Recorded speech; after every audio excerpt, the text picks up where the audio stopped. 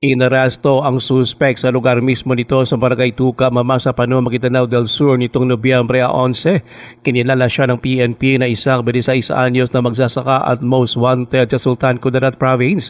Ayon kay Sultan Kudarat PNP Provincial Director Colonel Bernard Lau, ang pag-aresto sa suspek ay resulta ng matagumpay na law enforcement operation ng mga personnel ng lambayong PNP, Sultan Kudarat Provincial Intelligence Unit at Radya Buwayan, Maguindanao del Sur PNP. Ang inaresto na wanted sa kasong murder ay kabilang sa mga suspek sa pagbaril at pagpatay kay Lagaw Lambayong Barangay Chairman S. Makil Sambilan.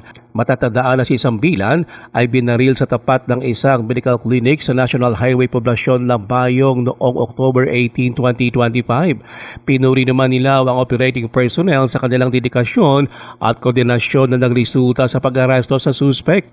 Ito ayon pa sa nasabing police official ay nagpapakita sa commitment ng Sultan Kudarat Police na ipatupad ang batas at matiyak na mapanagot ang mga may kasalanan. Sinabi rin nila na mananatili ang pinalakas na manhunt operation ng PNP para mahuli pa ang mga individual na banta sa katiwasayan at kaayusan ng lalawigan. Ruel Usano, NDBC Bida Balita.